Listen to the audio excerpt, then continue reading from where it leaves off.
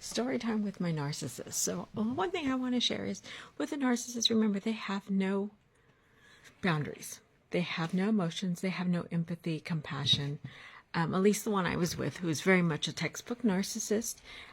Again, there's different levels because everyone's upbringing is going to be different and everyone's mindset and experiences will be different.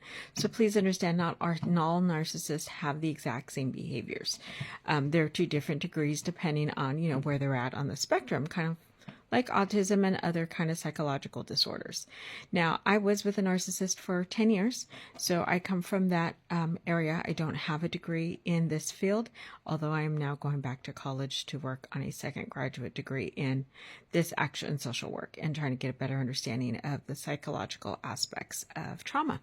But with that said, one of the things that I remember as I started, because while you're in the healing process, I'm now about 8 weeks in, since we went no contact at Christmas. And it's now just past Valentine's Day. So we're about 2 weeks or 2 months out.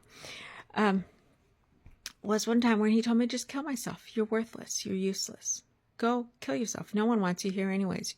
You don't belong here. You're not good enough to even be alive. You shouldn't be wasting space and wasting time.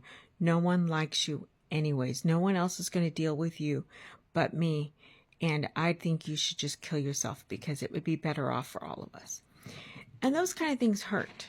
And it affects your psychological, it affects your ego. It affects you growing as you mature and get with this trauma bond with this individual, because they really make you feel worthless and of no value. I was able to get away from him. It obviously took some time because it was physically violent.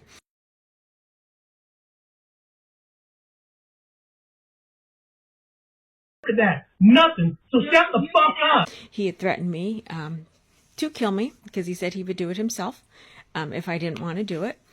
He held a knife. He's tried suffocating me. He's hit me. He's beat me. He's done a lot of things that shouldn't happen in a good relationship, but I couldn't get rid of him. And I think that was one of the hardest aspects for me, because a lot of people are like, why don't you leave? Well, I own my house. Where do I go? It's my house. Even when I got a restraining order, they didn't make him leave. Like, there were so many different aspects. And even when we called the police, when he was abusive, the police are like, well, then go find a place to live. This is my house. I bought it before he moved in. Like, I own this house. I pay 100% of the bills. So it was really hard to get out of the relationship when you are very much victim blamed by society. But please know that, it's their own inner insecurities that they're talking about. So when he was saying I'm worthless and useless and no good and no one else is going to deal with me, those are his own inner insecurities. Granted, he found another woman. He was cheating on me. He cheated constantly. But he doesn't have a place. That's why he needed to break me down, so that way he had a roof over his head, because he knew he couldn't get one. He can't keep a job. I think he likes the one he has now. But with these kind of behaviors, I don't know how long it's going to last. And I don't know how many people he could sleep with at his job before the women start complaining to HR, because that's what's going to happen.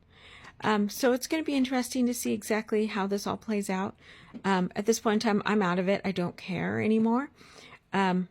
Because again, if someone's going to talk to me that way, they don't belong space in my head, in my life, or anywhere else. So keep your head up, because please remember, you are of value.